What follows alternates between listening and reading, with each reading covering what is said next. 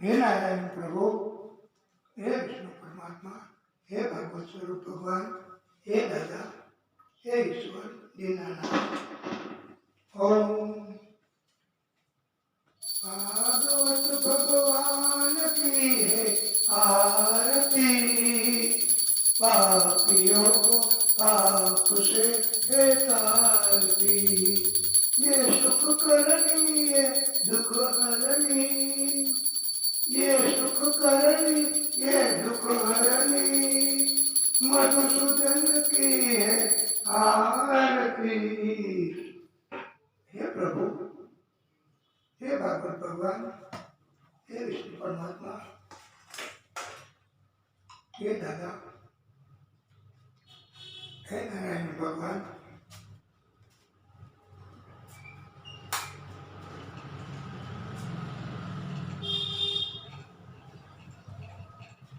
हे भागवत भगवान, हे दादा,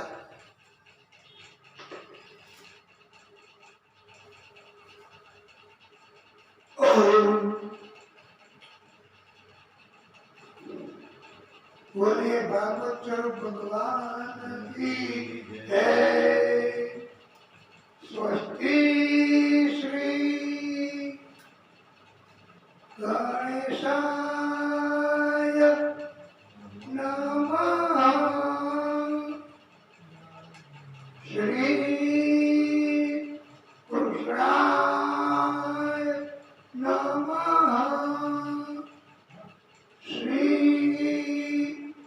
गुरुभ्यो नमः।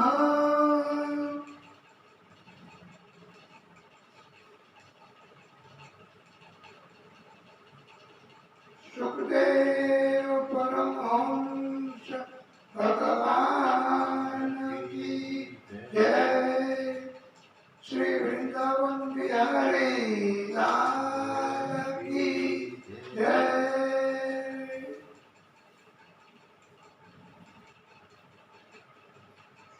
गुरुर्ब्रह्मा गुरुर्विष्णु गुरुर्देवो महेश्वरम्, गुरुर्साक्षात् परं ब्रह्म,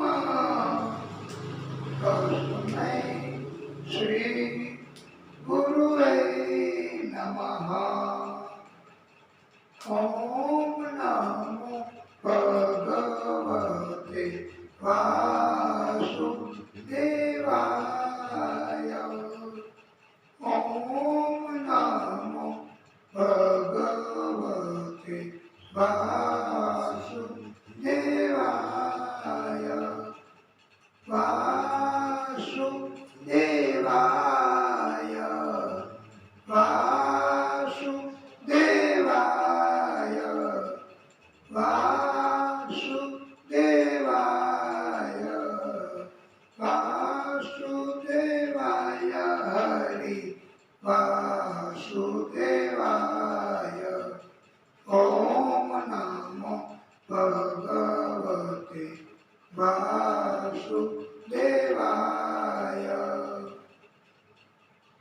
ये पुण्यात्माओं, वाला भक्तों, वैष्णवों, आप सर्वेना हृदय कमल में विराजता परमात्मा श्री हरि विष्णु भगवान ने कोटानो कोटि दंडवत प्रणाम।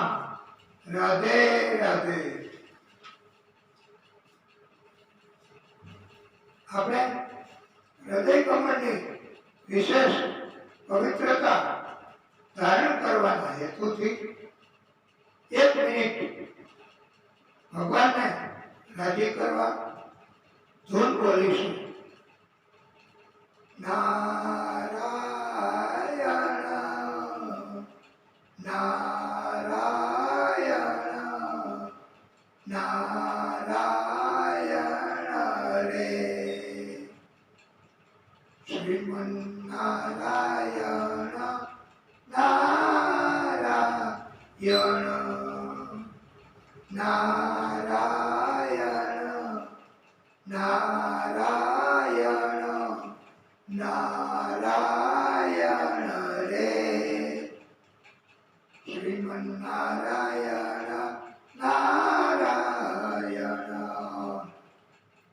નારાયણ નારાયણ નારાયણ રે નારાયણ નારાયણ નારાયણ રે લક્ષ્મી નારાયણ નારાયણ નારાયણ નારાયણ નારાયણ રે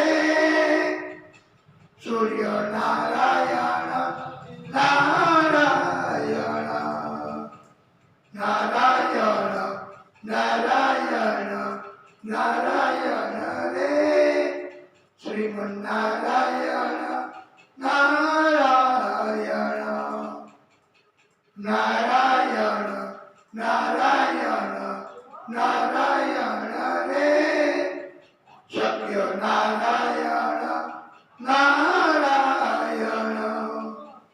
નારાયણ નારાયણ નારાયણ રે નર નારાયણ નારાયણ નારાયણ નારાયણ નારાયણ રે બદ્રી નારાયણ નારાયણ નારાયણ નારાયણ નારાયણ નારાયણ રે શ્રીમન નારાયણ નારાયણ નારાયણ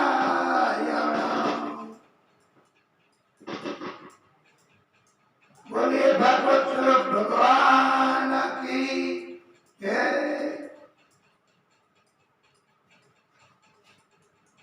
સુખદેવ પ્રભુ કહે છે હે પરીક્ષિત આજે કથાનો ચતુર્થ દિન તથા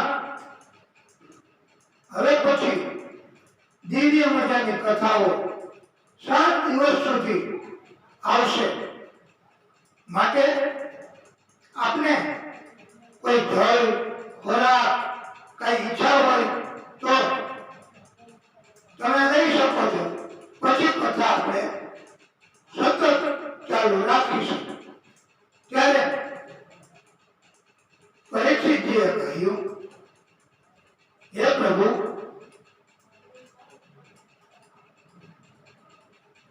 મારે તો આ 3 દિવસની કથા સાંભળી એમાં એટલી બધી ભાગવતી તરફ પ્રીતિ જાગી છે કે મને કોઈ જળ કે ખોરાક એની ઈચ્છા જ નથી થતી માત્ર ને માત્ર કથા કથા ને કથા એના સિવાય મને કોઈ તરફ પ્રેમ નથી કે કોઈ તરફ મમતા નથી કે મને કોઈ પણ તત્વો તરફ કામના નથી માટે આપ કથા ચાલુ જ રાખો અમને કથા સાંભળવી છે આમ કહીને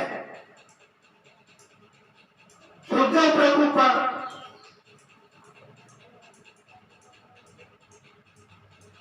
ભક્તિમાં પ્રભુને રાજી કરવામાં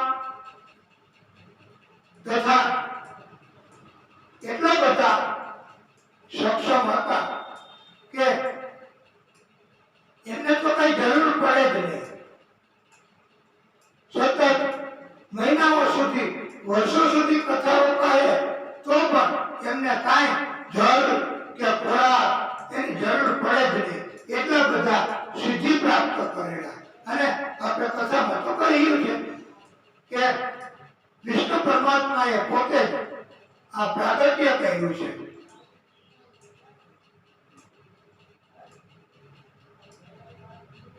સુખદેવ પ્રભુ કહે છે કે એક લોઢાની, એક ચાંદીની અને એક સોનાની, એમ 3 ટૂંક અને એવો એક પર્વત, એનું નામ ત્રિકૂટ પર્વત.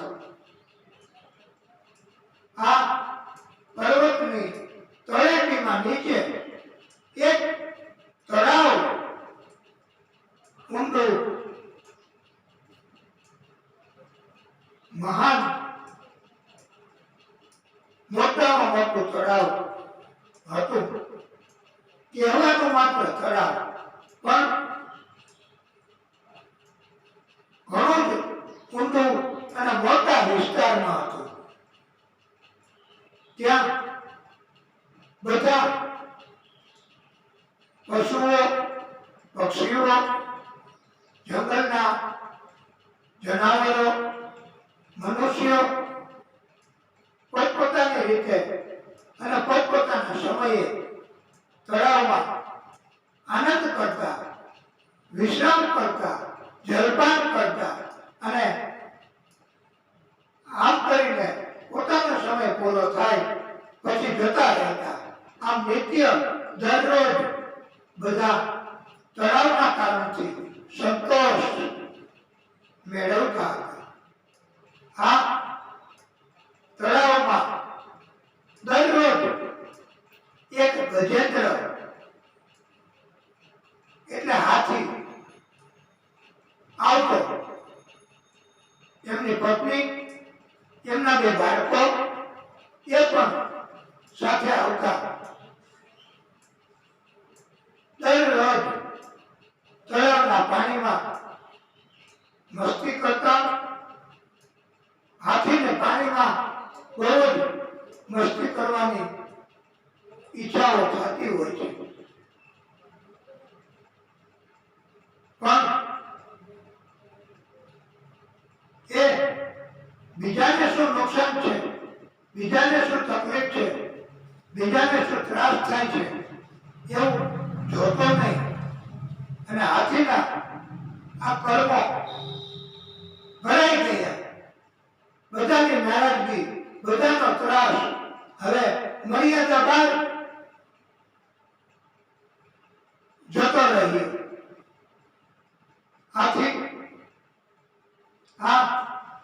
હાથીને કોણ કહે? એ તો બહુ બળવાન. જંગલના પશુઓ, વાઘ, ચિત્તા, એ બધા સિંહ એ પણ હાથીથી ડરતા. એવો આ ગજેન્દ્ર હાથી અને મહાબળવાન હતો. એટલે એમને કોણ કહે કે તમે આ અમને ત્રાસ થાય છે? પણ કોઈને આવી રીતે ત્રાસ આપણા કૃત્યથી પહોંચતો હોય તો કોઈ આપણને બંધ કરવાનું ન કહે તો આપણે પછી વધારે ને વધારે ચાલુ રાખીએ તો પ્રભુ તો નારાજ થાય અને કોઈને કોઈ રીતે પનિશમેન્ટ, શિક્ષા તો કરે. એટલે આ ગજેન્દ્ર એક વખત એમના પરિવાર સાથે તળાવના પાણીમાં ઘણો સમય સુધી મજાક મસ્તી કર્યા કરવા લાગ્યો. તળાવનું પાણી બધા બહાર ઉડાડે અને પાછું પાણી અંદર આવે, કારણ કે ઢાળ તો એ બાજુ જ હોય, બધું તળાવમાં જ આવે. એટલે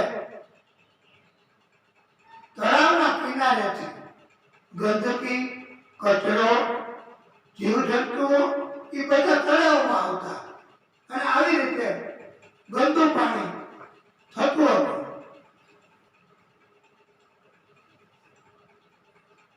આજે તો પ્રભુની ઈચ્છા અને કોઈ શિક્ષા કરવાની હશે એટલે તળાવમાં એક મગર એ ઉપર આવ્યો અને ઉપર આવીને આ ગજેન્દ્ર એમનો પગ પાછળના ભાગેથી પકડી લીધો મોઢામાં પછી તો છૂટે નહીં.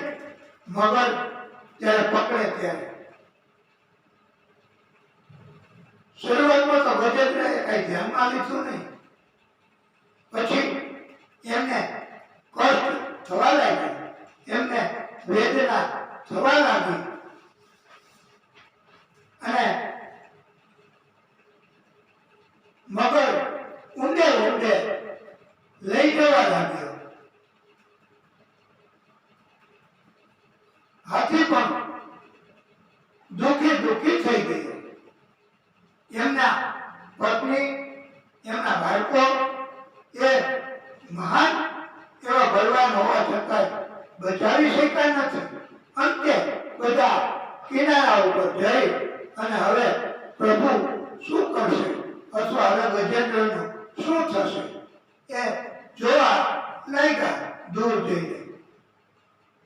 આમ ભાગવતકારો કહે છે કે વૈષ્ણવો આપણે પણ આવું જ છે. વૃદ્ધત્વ આવે, ઘટપણ આવશે ત્યારે સંતાનો, પત્ની, બાળકો એ પણ આગળ જતા રહેવાના. કોઈ બચાવવાનું નથી, કોઈ બચાવી શકે એમ જ નથી. પોતપોતાના કર્મ મુજબ સુખ, આનંદ અથવા કષ્ટ ભોગવવાનું જ છે. એટલે ઘટપણમાં પણ સૌથી વહેલા મોટે ભાગે બધાને પગ જ પકડાઈ જતા હોય છે અને ચાલવાની તકલીફ. બહાર નીકળવું હોય તો લાકડીનો ટેકો હોય તો થોડું ભરાય, નહીતર જરાય ન આવી શકે. આવી સ્થિતિ મોટે ભાગે આ બધાની હોય છે, કારણ કે એમના પોતાના આવી રીતના કર્મ. બીજાને ત્રાસ આપવો, સતત બીજાને શું પસંદ છે કે નથી પસંદ એ કઈ જોયા વગર. અને ભાગવતકારો કહે છે કે આપણે આપણી પ્રવૃત્તિ ભગવાનને રાજી કરવાની જ હોવી જોઈએ. કોઈ પણ મનુષ્યને, કોઈ પણ જીવને નડીએ કે ત્રાસ થાય એવી આપણી પ્રવૃત્તિ હોવી જ ન જોઈએ. અને જો આપણને સમજણ ન આવે તો પછી આ ગજેન્દ્રને જેમ પગ પકડીને મગર લઈ ગયો, કોઈ બચાવી ન શક્યા, એમ ભગવાન તો કોઈને કોઈ રીતે પછી આપણને પનિશમેન્ટ કરે, શિક્ષા કરે અને પછી આપણે કહીએ કે હે ભગવાન મને બચાવો, તો ભગવાન ક્યાંથી બચાવે? તમે તમારા ભૂતકાળમાં તો નજર કરો. કેટલાને તમે ત્રાસ દીધા, કેટલાની ઉપર તમે પ્રભુત્વ જમાવવાનો પ્રયત્ન કર્યો. કોઈ આપણને કઈ ન કહે અને બધા ખોટી હાજી કરે, એ તો તમારો ત્રાસ ઓછો થાય એટલે હાજી કરતા હોય. એટલે આ ગજેન્દ્ર અંતે અંદરથી પ્રભુને પોકારવા લાગ્યો.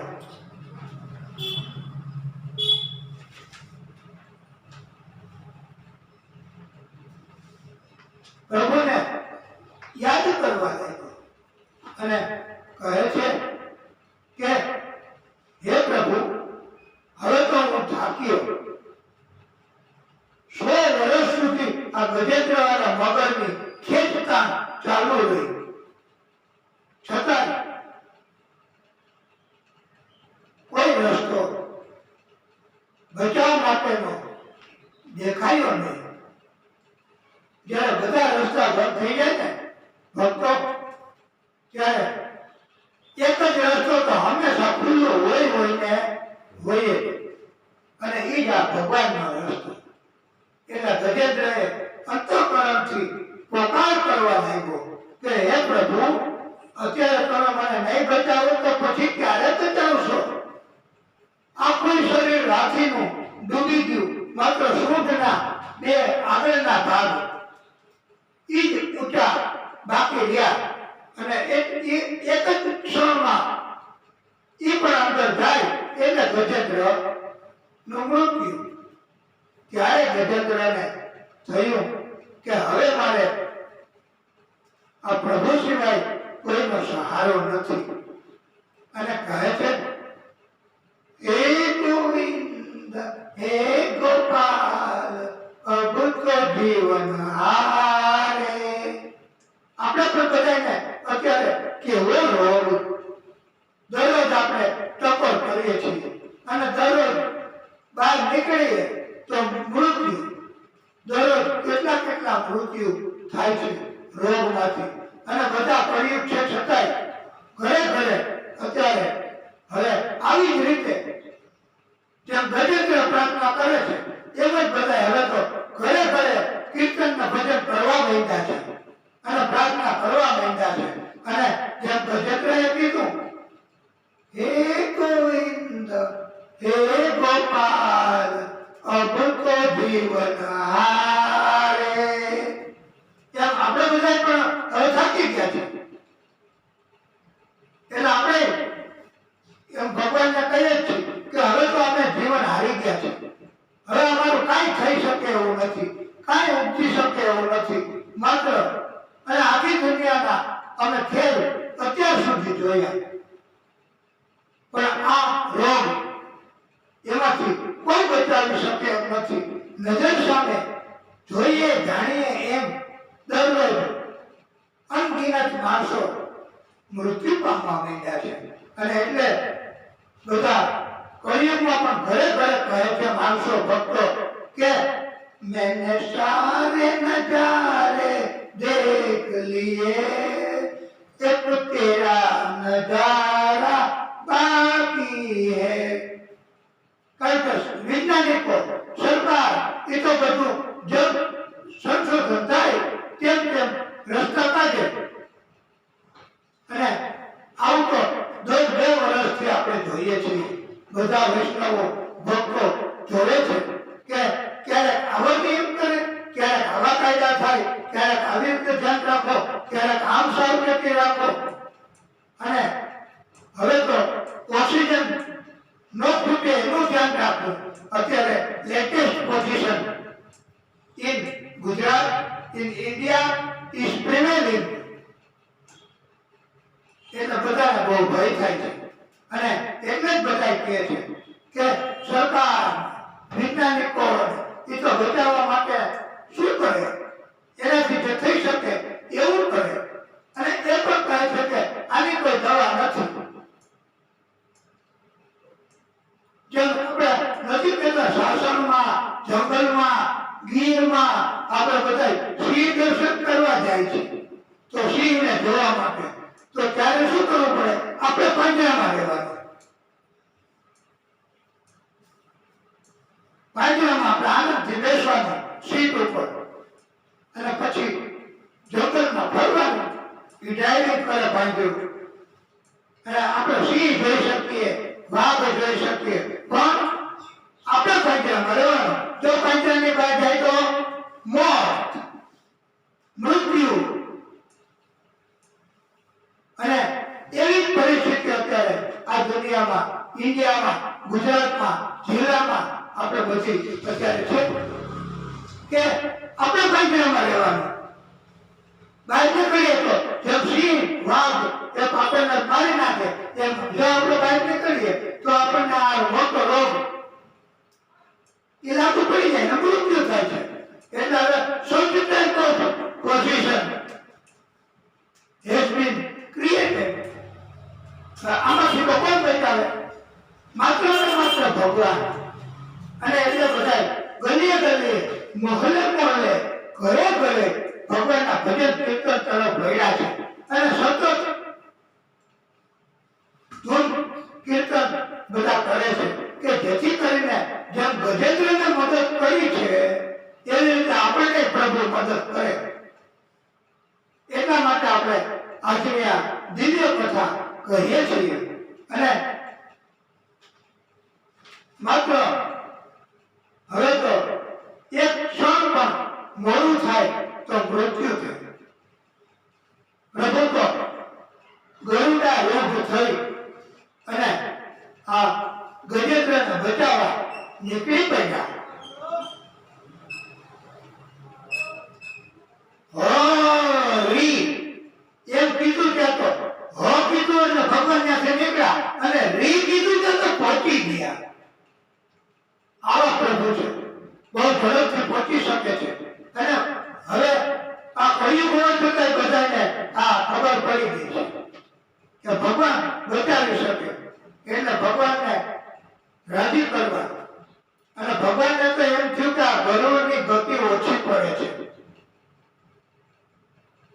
ભગવાને ગરુડને ત્યાગ કરી દીધો અને ગરુડને અભિમાન આવી ગયું કે હું ભગવાનને લઈ જાઉં છું ભક્તની પાસે તો ભગવાન ભક્તને બચાવી શકે છે ને, નહીંતર ભગવાન કેવી રીતે બચાવી શકે? એવું અભિમાન થાય તો ભગવાને ત્યાગ કરી દીધો. એટલે હે ભક્તો વૈષ્ણવો, આપણે જરા કઈ જો અભિમાન જાગશે તો ભગવાન આપણો પણ ત્યાગ જ કરી દે. એમને અભિમાન જરાય પસંદ નથી.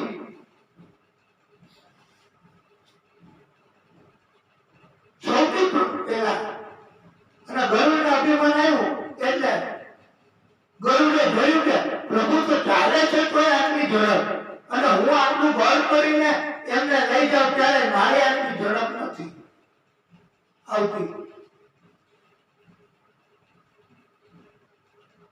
તુરંત જ પ્રભુ પહોંચી ગયા અને સૌથી પહેલું કામ આ ભક્ત ગજેન્દ્ર એમના કષ્ટ દૂર કરવાનું, એના મગરને પાણીમાં હતો એને પ્રભુએ સુદર્શન ચક્રથી એમનું જુદું કરી નાખ્યું અને મૃત્યુ કર્યું. એટલે હાથીને મુક્ત થયો અને હાથી બહાર આવી શક્યો અને ભગવાને આ હાથીને ઉગાડ્યો છે.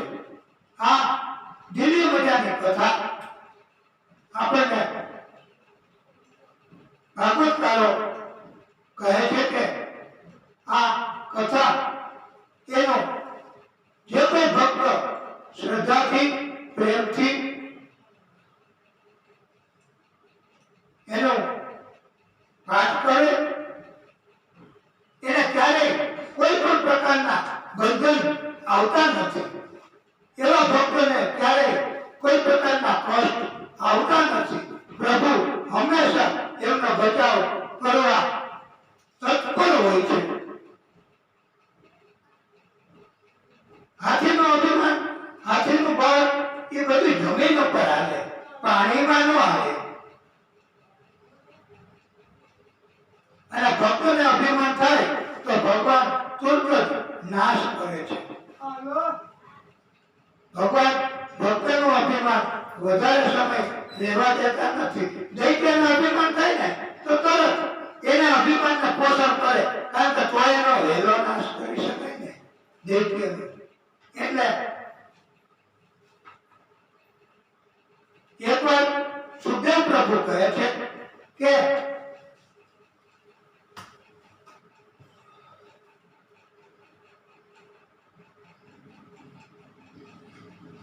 દુર્વાસા ઋષિ એમણે ઇન્દ્રને ઉપહારની માળા આપી અને ઇન્દ્રએ એમનો અપમાન કર્યું. તેથી દુર્વાસા ઋષિ પણ ક્રોધિત થયા અને ઇન્દ્રને શ્રાપ આપ્યો કે તમે લક્ષ્મી રહિત થઈ જાશો, તમે સંપદા રહિત થઈ જાશો. અને તરત દેવો ઇન્દ્ર એ બધા લક્ષ્મી વગરના, ધન વગરના, સંપત્તિ વગરના થઈ ગયા અને પ્રભુ પાસે ગયા. પ્રભુ કહે છે કે હવે તમે આ દૈત્યોને જીતી કેમ શકશો? એને જીતવા માટે તમારે પાસે ધન, સૈન્ય, એટલો ખોરાક એવું કઈ તો છે. તો તમારે માત્ર ને માત્ર એક જ રસ્તો કે અત્યારે સમાધાન કરી લે દૈત્યો સાથે અને પછી સમુદ્રનું મંથન કરો, એમાંથી બધું નીકળશે. અંતે અમૃત કુંભ નીકળે, એમાંથી હું તમને અમૃતપાન કરાવીશ. આમ દેવોને ભગવાને રસ્તો બતાવ્યો છે અને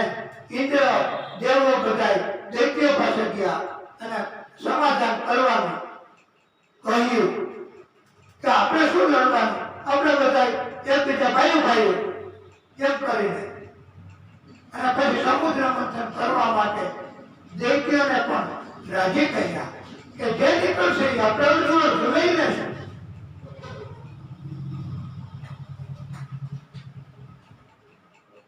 સમુદ્ર મંથન માટે જેને કહેવાય કે એને ઘુમાડવા માટે એને વમળ કેમ આ ઘુમેડવું, એનું મંથન કેમ કરવું, એના માટે મંદરાચલ પર્વત ઈ પ્રભુએ ગરુડજીને આજ્ઞા કરી અને ગરુડજી એ પર્વતને ઉપાડીને લઈ આવ્યા. આ મંદરાચલ પર્વતને સમુદ્રમાં મૂક્યો અને ત્યાર પછી જેમ દોરડું કેનો બનાવવું, આવડો મોટો સમુદ્ર, આટલો મોટો મંદરાચલ પર્વત, એવું દોરડું જોઈ તો ખરું અને મજબૂત હોવું જોઈએ. એટલે ભગવાને વાસુકી નાગ એમને આદેશ કર્યો અને વાસુકી નાગનો ઉપયોગ આ દોરડા તરીકે કરવામાં આવ્યો છે. હવે દેવો એ વાસુકી નાગના મોઢા પાસે ઉભા રહી ગયા. દૈત્યને પૂછડા પાસે ઉભું રહેવું પડ્યું અને અહીંથી પેલા ખેંચો અને પછી અહીંથી ખેંચવાનું, એમ મંથન કાર્ય શરૂ થાય. ત્યાં તો દૈત્યોને થયું કે તમે કપટી છો, તમે છેતરી જાઓ એવા છો, અમને તમારી ઉપર વિશ્વાસ નથી, એના મોઢા આગળ તમે શું કામ પેલા ઉભા રહ્યા? અમારે મોઢા આગળ ઉભું રહેવું છે, તમે પૂછડા આગળ આવતા રહ્યા. નહીતર સમુદ્ર મંથનનો કાર્ય અમારે મંજૂર નથી. દેવોને તો જરૂર હતી એટલે એ કે સારું તમે અહીંયા આવતા રહો. અને દેવો બધા પૂછડા આગળ આવતા રહ્યા. મંથન કાર્ય શરૂ કર્યું તો વાસુકી નાગ એમને તકલીફ પડે, આમ ખેંચવામાં ને એમાંનું શરીર તૂટે, એમનો ઉચ્છ્વાસ બહાર નીકળે. હવે વાસુકી નાગનો ઉચ્છ્વાસ બહાર નીકળે એટલે તરત એ ઉચ્છ્વાસ આ દૈત્યોને સહન કરવો પડે અને એના કારણથી એ બધા કાળા થઈ ગયા. અને દેવો એ જોયું તો સારું થયું કે ભગવાન આપણને ધ્યાન રાખ્યું અને ભગવાન આપણે ત્યાં ગયા તો એને આપણે એને આવો વાંધો કરી અને આપણને અહીંયા પૂછડે કાઢ્યા, તો એ આપણા માટે તો સારું જ થયું ને. પેલા એમ લાગ્યું કે આપણે જરૂર છે, આપણે ગરજ છે, તો આપણે એ કેમ કરવું, પણ પછી તો આપણા માટે ભગવાને સારું જ કર્યું છે એમ વિચારીને મંથન કાર્ય કરવા લાગ્યા. પણ મંદરાચલ પર્વત સમુદ્રમાં નીચે ઉતરવા લાગ્યો. એને કઈ આધાર તો નહીં ને રોકી રાખવા માટે, નકર તો એ ડૂબવા માંડે.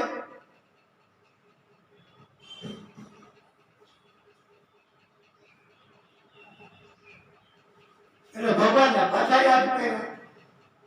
ભગવાને કાચબા સ્વરૂપ ધારણ કર્યું ત્યાં અને તુરંત મહાન વિરાટ અતિ વિરાટ સ્વરૂપ ધારણ કરી લીધું ભગવાને આ કાચબા સ્વરૂપમાં અને સમુદ્રમાં ગયા. પછી મંદરાચલ પર્વતને ઊંચો કરી અને કાચબા તરીકે પ્રભુ હતા એમને પોતાની પીઠ ઉપર, કાચબાની પીઠ બહુ મજબૂત હોય, હાથી ઉભો રહે ને કાંઈ ન થાય. આ પ્રભુ એટલે કાચબા સ્વરૂપ ધારણ કર્યું છે. એટલે પ્રભુ ભક્તોને બચાવવા, ભક્તોના કાર્યમાં મદદ કરવા કોઈ ને કોઈ સ્વરૂપે પ્રગટ થાય જ છે. પછી તો મંથન કાર્ય ઝડપથી ચાલુ કર્યું અને મંથન કાર્ય દરમિયાન દરમિયાન ઝેર સમુદ્રમાંથી નીકળ્યું. હવે ઝેરને માંડ્યું નીકળવા. હવે એને રોકવું કેમ? એને નાખવું ક્યાં? જીવજંતુઓ બધા મરવા માંડ્યા. દૈત્ય પણ ભાગી ગયા કે આ ઝેરથી આપણે મરી જશું. બધા કોઈ જીવ ત્યાં રહ્યા જ નહીં. દેવોને પણ થયું કે આપણે અહીંયા નહીં રહી શકીએ. એટલે પરમાત્માને યાદ કર્યા. વિષ્ણુ પરમાત્માએ કહ્યું કે તમે માત્ર મહાદેવજી છે ઈ જ આનો ઉકેલ કરી શકશે. માટે તમે મહાદેવજીને રાજી કરો. એટલે વિષ્ણુ પરમાત્મા પોતે બ્રહ્માજી, દેવો, ઇન્દ્ર મહાદેવજીનું તપ કરવા માંડ્યા અને મદદ માંગી તમે બચાવો. મહાદેવજી પ્રસન્ન થયા અને બધાનું હિત, બધા જીવનનું કલ્યાણ. એટલે મહાદેવજી પણ એનો ઉકેલ કરવા માટે સાથે ગયા અને ત્યાં પ્રગટ થયા. પ્રગટ થયા પછી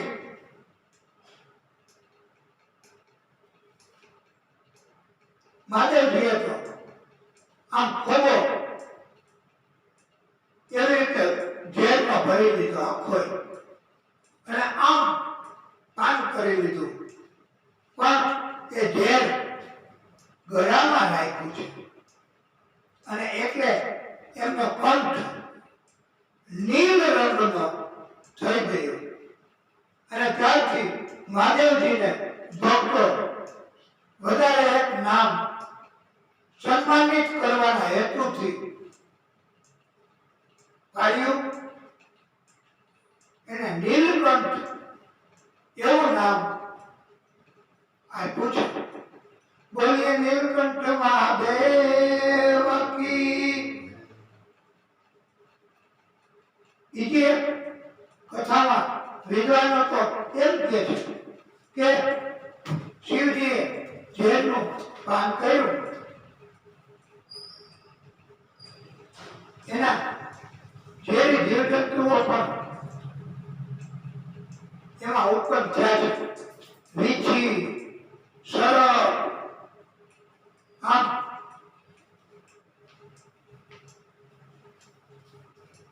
પછી શિવજી બીજી કથામાં પંડિતો એવું કહે છે કે મહાકાલી માતાજી એમણે દૈત્યનો સંહાર કર્યો અને પછી બહુ ગુસ્સો કરવો પડે. કોઈને મારવું હોય, સંહાર કરવો હોય ને તો ગુસ્સો કરવો પડે, નહીતર કોઈને મારી ન શકાય. એટલે મહાકાળી માતાજીને બહુ ગુસ્સો થયો, ક્રોધિત થયા. હવે એનું સ્વરૂપ આવી રીતે ગુસ્સામાં રહે તો જીવ બધા એ પણ આ વાતાવરણમાં મૃત્યુ પામે.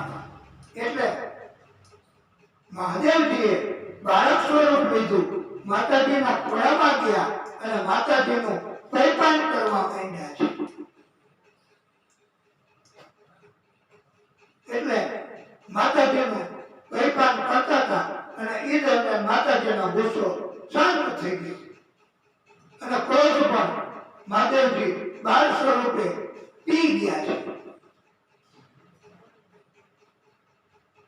અને એ બધો ક્રોધ ઝેર સમાન છે એ મહાદેવજીએ બાળક સ્વરૂપે હતા પછી પોતાના કંઠમાં જ રાખી મૂક્યો અને એટલે એમનું નામ નીલકંઠ પડ્યું છે. ત્યાર પછી સમુદ્ર મંથન એનું કાર્ય આગળ ચાલુ કર્યું. કામધેનુ ગાય નીકળી એ ઋષિઓને આપી. ઉચેલ શર્વા નામનો અશ્વ નીકળ્યો એને બલિરાજાને આપ્યો. ઐરાવત હાથી નીકળ્યો એ ઇન્દ્રને આપ્યો. કૌસ્તુભ મણિ, અમૂલ્ય રત્નો, માણેક એ બધા નીકળ્યા. એ પરમાત્મા શ્રી હરિ એને આપ્યા છે. બાબતો હોય એમાં દાનવોને કાંઈ રસ ન હોય, એટલે દાનવોને કાંઈ વાંધો ન હોય કે ભલે જેને આપવા હોય એને તમે આપો. ત્યાર પછી પારિજાત નામનું વૃક્ષ નીકળ્યું છે, સુંદર અપસરાઓ નીકળી, મહાલક્ષ્મીજી પણ નીકળ્યા અને પ્રભુ વિષ્ણુ પરમાત્માને મહાલક્ષ્મીજીએ વરમાળા પહેરાવી અને વિષ્ણુ પરમાત્માના લગ્ન એ મહાલક્ષ્મીજી સાથે થયા છે. અને પછી તો એ પ્રભુ એને લક્ષ્મીકાંત કહેવાયા છે. ત્યાર પછી વારુણી દેવી નું પ્રાગટ્ય થયું. વારુણી એટલે મદિરા, અને મદિરા એ દૈત્યો મૈડા પીવા અને આનંદ કરવા લાગ્યા. અને પછી હવે 8મી વાર સમુદ્ર મંથનનું કાર્ય કર્યું તો અમૃત કુંભ નીકળ્યો. જેવો અમૃત કુંભ નીકળ્યો દૈત્યો લઈને ભાગ્યા. દેવો તો જોઈ ગયા, દેવો શું કરી શકે, સજ્જનો શું કરી શકે, ગૃહસ્થ શું કરી શકે. એ તો આવો ત્રાસ સહન કરે.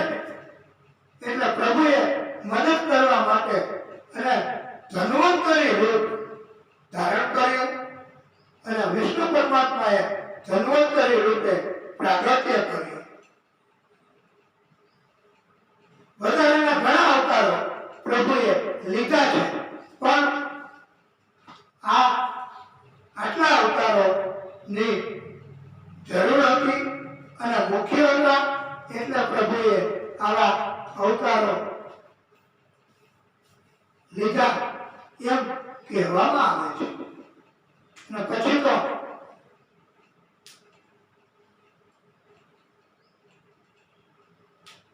પરમાત્માએ અમૃત કુંભ લેવા માટે શું કરવું દૈત્ય પાસેથી, ત્યારે પરમાત્મા વિષ્ણુ ભગવાને મોહિની રૂપ ધારણ કર્યું. અને મોહિની એટલે ગમે તે એમની સામે જોવે તો મોહિત થઈ જાય. એનામાં જેને કહેવાય કે આપણે નથી કહેતા કે હિપ્નોટાઇઝ થઈ જાય. એટલે આ મોહિની સ્વરૂપમાં દૈત્યો બધા હિપ્નોટાઇઝ થઈ ગયા અને વધારે ને વધારે નખરા મોહિનીજી કરવા લાગ્યા અને દૈત્યો પણ નાચવા લાગ્યા છે એમના નખરા જોઈને. અને પ્રભુના ભક્તો તો આવે નખરા કે નૃત્ય જોવે તો બહુ રાજી થાય છે ભક્તો.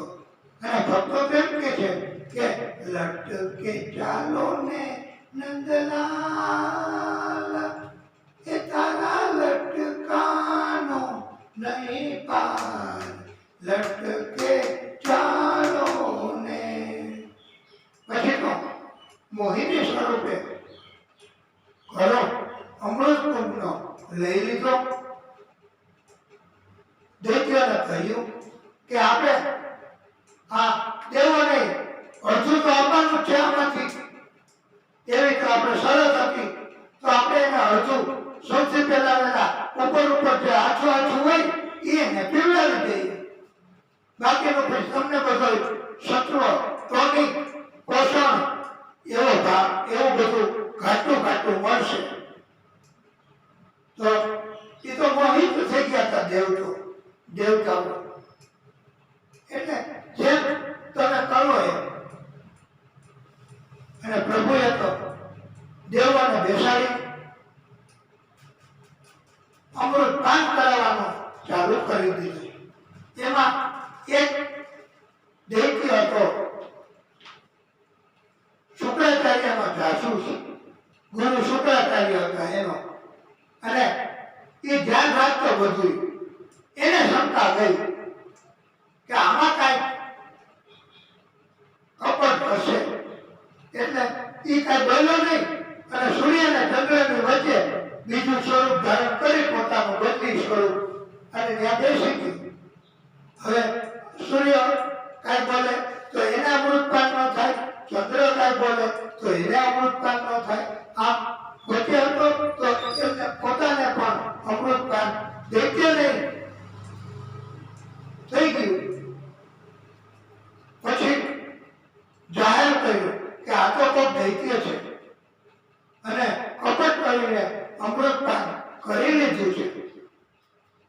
ત્યારે આ દૈત્ય એ સ્વરભાનુ નામનો દૈત્ય હતો અને વિષ્ણુ પરમાત્માએ એમને સુદર્શન ચક્રથી એમનું માથું જુદું કરી નાખ્યું. પણ અમૃતપાન કરી ગયો હતો એટલે એ અમર મૃત્યુનો માથું એનું કામ કરે બધી સ્વતંત્ર રીતે અને શરીર પર કામ કરે. પછી એમને ગ્રહ મંડળમાં પ્રભુએ સ્થાન આપ્યું છે. એને આપણે કહીએ છીએ રાહુ અને કેતુ. આમ ભગવાને દેવોને અમૃતપાન કરાવ્યું. પછી તો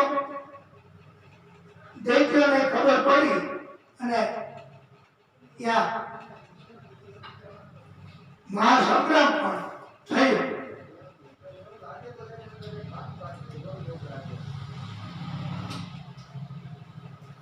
સુખદેવ પ્રભુ કહે છે કે દક્ષિણ ગુજરાતમાં ભૃગુ કચ્છ એટલે ભરૂચ એ નામથી વિસ્તાર ઓળખાય છે અને ત્યાં બલી નામના રાજા એ યજ્ઞો ચાલુ કર્યા છે. 99 યજ્ઞ પૂરા કર્યા અશ્વમેધ યજ્ઞો અને 100મો યજ્ઞ ચાલુ હતો. આ યજ્ઞ જો પૂરો થઈ જાય તો એ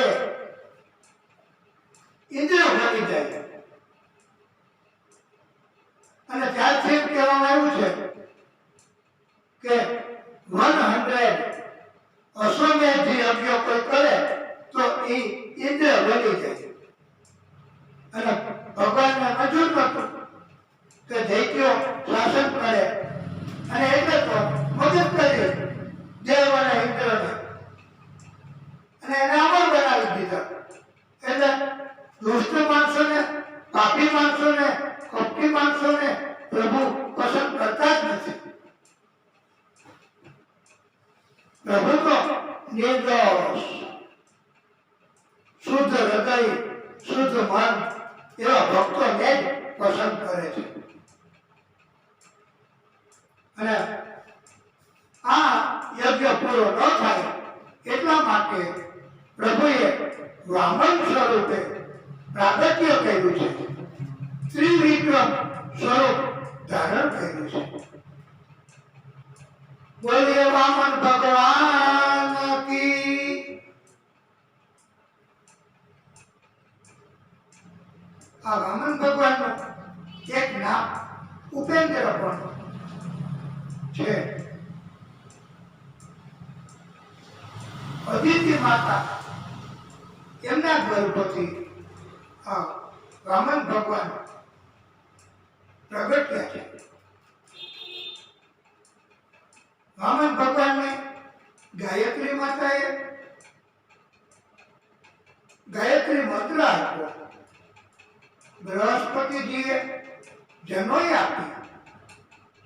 કશ્યપ ઋષિએ મેખલા, પૃથ્વીએ આસન મૃગચર્મ, ચંદ્રએ દંડ એટલે હાથમાં રાખવાનો એવો સુંદર મજાનો દંડ કહેવાય એ દંડ આપ્યો.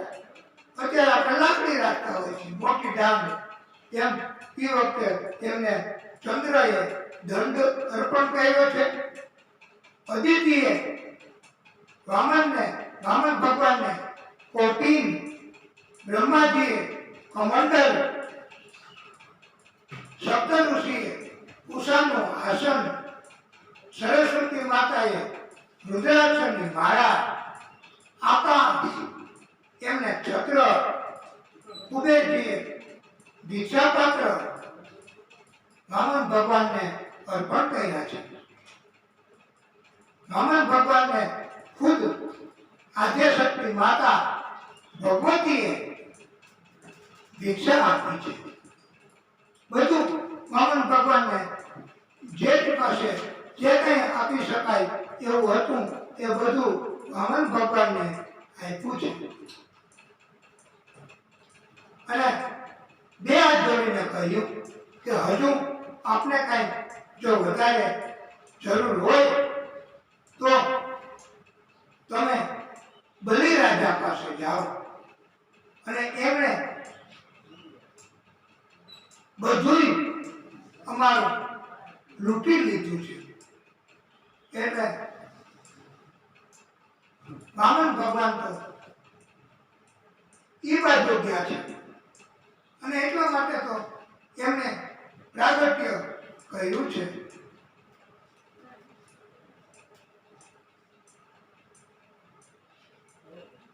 અને ભક્તો વામન ભગવાન ગયા એટલે આપણને એમ થાય મહેમાન આવે અને આપણે કે તમે જાય છે તો જાતા હોય ત્યારે આપણને કેમ દુઃખ થાય અને આપણે કહીએ તો હમણાં તો તમે આવ્યા અને પાછા વહી જાવ છો. ત્યારે વામનજીને પણ એનું આટલું બધું સુંદરતા બટુક સ્વરૂપ હતું કે ભક્તો બધા તેમની ઉપર પ્રભાવિત થયા અને કહે છે કે ક્યાં જાઓ છો પ્રભુ? વામન ભગવાન કહે છે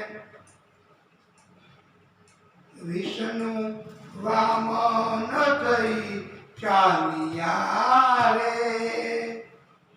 વિષ્ણુ વામન થઈ ચાલ્યા રે, હણવા બલિનું અભિમાન મરવાલા, મટાડવાને બીજો ઇન્દ્ર મારાવાલા, વિષ્ણુ વામન થઈ ચાલ્યા રે, વિષ્ણુ વામન થઈ ચાલ્યા રે, શ્વેત છત્ર શિર પર ધર્યું રે, શ્વેત છત્ર શિર પર ધર્યું રે, કર્મ કમંડલ ચાર મરવાલા, વિષ્ણુ વામન થઈ ચાલ્યા રે. અને ભક્તો પૂછે છે કે તમે ક્યાં જાય? હે કરુણા સિદ્ધાંત, હે કરુણા સિંધુ, તમે ક્યાં જાઓ છો? ત્યારે ભક્તો કહે છે કરુણા સિંધુ ક્યાં ચાલ્યા રે, કરુણા સિંધુ ક્યાં ચાલ્યા રે, અધૂરી છે મનડાની આશ મારાવાલા, અમારી આશા હજી અધૂરી છે, અધૂરી છે મનડાની આશ મારાવાલા, વિષ્ણુ વામન થઈ ચાલ્યા રે. પ્રભુ એ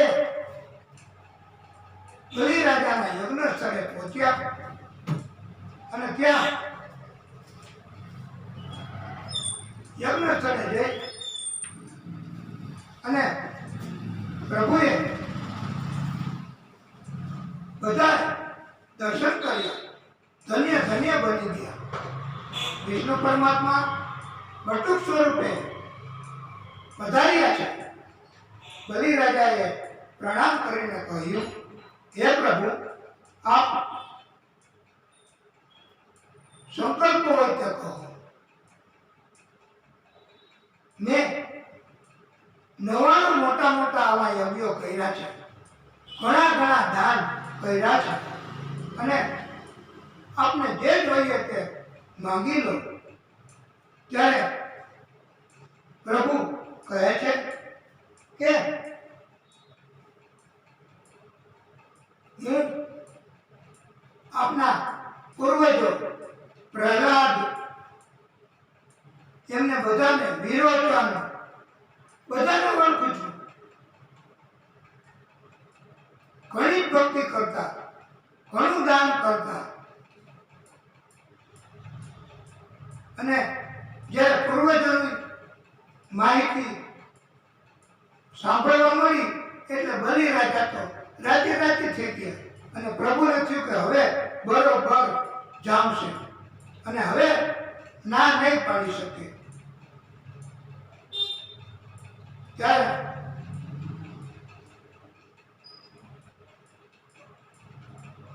પ્રભુએ કહ્યું કે મારે 3 ડગલા મારા પગના માપીને સંપદા જોઈએ છે. ત્યારે બલિરાજા કહે કે ખુશીથી આપણે જે જોઈએ છે વધારામાં જે જોઈએ છે માગી લો અને લઈ લો. ત્યારે પ્રભુએ કહ્યું કે એક હું ન લઈ શકું, પહેલા તમે સંકલ્પ કરો જળ હાથમાં લઈને અને પછી જ હું લઈ શકીશ. ત્યારે શુક્રાચાર્ય હતા એમને થયું કે આ કોણ છે. એ સમાધિ લગાવીને જોયું કે આ બટુક સ્વરૂપમાં છે એ વિષ્ણુ પરમાત્મા પોતે છે, શ્રી હરિ પોતે છે અને એ બધું જ તારું લઈ લે છે. માટે એ બલિ એમને સંકલ્પ ન કરીશ, એમને કંઈ આપીશ નહીં, એ તમને છેતરવા માટે આવ્યા છે. ત્યારે બલિરાજાએ કહ્યું કે ગુરુજી, શુક્રાચાર્ય એમના ગુરુ, કે મેં હવે નક્કી તો કરી જ લીધું કે એમને આપવું જ છે, તો પછી મારે તો આપવું જ. પછી એ જો વિષ્ણુ પરમાત્મા હોય, મને છેતરવા આવ્યા હોય તો એ તો ધારે તો ક્યાં બેઠા બેઠા મારું બધું લઈ શકે. આપનારે એ જ અને લઈ શકનારે એ જ છે. પણ આ તો મારા પુણ્ય કર્મ કે જેના ફલ સ્વરૂપે આજે મારી ત્યાં સ્વયં વિષ્ણુ પરમાત્મા સાક્ષાત મને દર્શન આપવા આવ્યા છે અને મારી પાસે કંઈ માંગવા માટે આવ્યા છે અને એ જ મારા સત્કર્મ કહેવાય છે. અને ગુરુ શુક્રાચાર્યએ તુરત જ શિષ્યને શ્રાપ આપ્યો છે કે તું મારું માનતો નથી, માટે લક્ષ્મી રહિત થઈ જઈશ. એટલે લક્ષ્મી રહિત થઈ ગયા છે.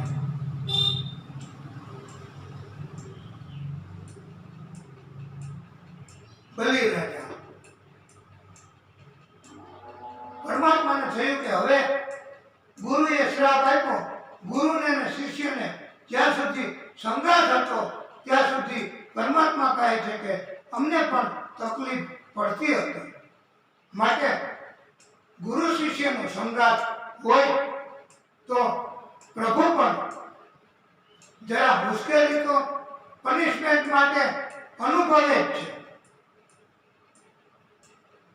હવે પ્રભુને થયું કે બલિરાજા એમની પાસેથી સરળતાથી મારે બધું લેવું છે એ હું લઈ શકીશ. અને બટુક સ્વરૂપે કહ્યું કે મને પણ સંકલ્પ કરાવતા આવડે જ છે. એમ કરીને પાત્ર જળનું એ ઊંધું વાળ્યું બલિરાજાના હાથમાં જળ આપવા માટે. ત્યાં તો એ પાત્રમાંથી જળ બહાર નળી મારફતે ન નીકળી શક્યું.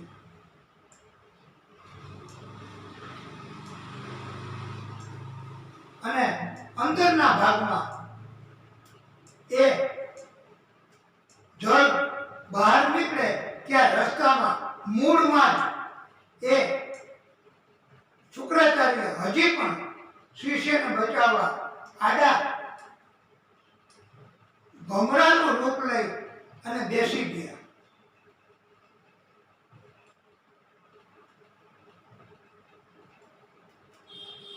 આથી બટુક સ્વરૂપ વામન ભગવાને કહ્યું કે કાંઈક કચરો આવી ગયો લાગે છે, માટે એ દૂર કરવો પડશે. એમ કરીને દર્ભની એક નાનકડી છડી અંદર પધરાવી. એ ભેગું શુક્રાચાર્યની એક આંખ ફૂટી ગઈ, લોહી ઝાડ થઈ ગયા અને ત્યાંથી 9 to 11 હો ગઈ, એટલે ભાગી ગયા. આમ પછી સંકલ્પ કરાયો અને વિષ્ણુ પરમાત્મા વામન સ્વરૂપમાં હતા. તેમણે હવે વિરાટ સ્વરૂપ ધારણ કર્યું, સંપદા 3 ડગલા માપવા માટે. અને એ વિરાટ સ્વરૂપ ધારણ કર્યું ત્યાં તો બધા જોઈ રહ્યા. ઊંચું ઊંચું ઊંચું ઊંચું ઊંચું ઊંચું ઊંચું એવું વિરાટ સ્વરૂપ આમ ધારણ થયું. જેમ જૂનો ટ્રાન્ઝિસ્ટર રેડિયો ન હોય એમાં ઉપરના ભાગમાં એક સિલ્વરનું બટન દેખાય, પણ એને જેવું પકડીને આમ ખેંચો તો લાંબુ થાય, પાછું ખેંચો તો લાંબુ થાય, પાછું ખેંચો તો લાંબુ થાય. એમ આપણા કરતાં વધારે ઊંચાઈ 6-7 ફૂટનું લાંબુ હોય, એને એરિયલ કહેતા. એમ શ્રી હરિ એમણે વામનમાંથી વિરાટ સ્વરૂપ ધારણ કર્યું.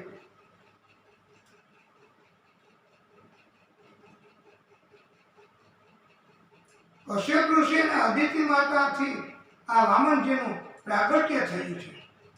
એટલે ભાગવતકારો કહે છે કે બ્રાહ્મણ, ગાય, અબળા નારી તથા કોઈ પણ જીવનો બચાવ કરવા ક્યારેક ક્યારેક એવું કાંઈ કરવું પડે, જેમ આ બટુક સ્વરૂપે કહ્યું છે, તો એ પાપ નથી ગણાતું. અને વામન ભગવાને દેવોને બચાવવા માટે આ કાર્ય કર્યું છે. અને જેટલું આપણે આગળ જોઈશું ત્યારે લીધું એના કરતાં અનેક ગણું બલિરાજાને આપ્યું છે. પ્રભુને તો માત્ર એનો યજ્ઞ સફળ ન થાય અને ઇન્દ્ર ન બને એટલું જ કરવાનું હતું.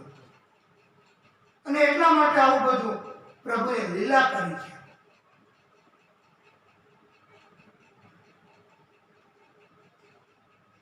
વામન ભગવાને હવે પોતાના પગને ઉપર તરફ લંબાવી એક પગલું માપવા લાગ્યા અને એક પગલામાં આખી પૃથ્વી માપી, બીજા પગલામાં આખું આકાશ માપ્યું અને કહે કે હવે બલિ ત્રીજું પગલું ક્યાં મૂકવું? તો પછી તારે સંકલ્પ પૂરો નથી કરવો. ત્યારે બલિરાજા કહે છે કે હે પ્રભુ, આપે બધું જ ભલે માપી લીધું, પણ હજી મારું પોતાનું કહેવાય આ મારું પોતાનું મસ્તક, આ મારો પોતાનો દેહ બાકી છે. એટલે આ મારા મસ્તક ઉપર ત્રીજું પગલું મૂકી દે. અને પ્રભુએ ત્રીજું પગલું બલિરાજાના મસ્તક ઉપર પધરાવ્યું. બલિરાજા પાતાળમાં અને બલિરાજાએ સર્વસ્વ એટલે બધું પોતાનું હતું અને પોતાનું દાન કરી દીધું. અને ભગવાને કહ્યું છે કે હવે પછીના 8મો મન્વંતર આવશે ત્યારે તમે ઇન્દ્ર બની શકશો. અને અત્યારે 7મો મન્વંતર ચાલે છે. પછી બલિરાજા એ ઇન્દ્ર બનશે એમ કહેવામાં આવ્યું છે. અને પ્રભુએ કહ્યું છે કે હે બલિ, હું તને પાતાળ લોકનો રાજા બનાવું છું અને પાતાળમાં પણ સૂતલ પાતાળ જે મહત્વનું છે અને અતિશય બીજા બધા પાતાળ કરતા પણ વધારે યોગ્ય છે એનો રાજા તને બનાવું છું અને 24 કલાક હું તારી અને તારા રાજ્યની એટલે સૂતલ પાતાળની ચોકી કરીશ, પહેરો રાખીશ, રક્ષણ કરીશ.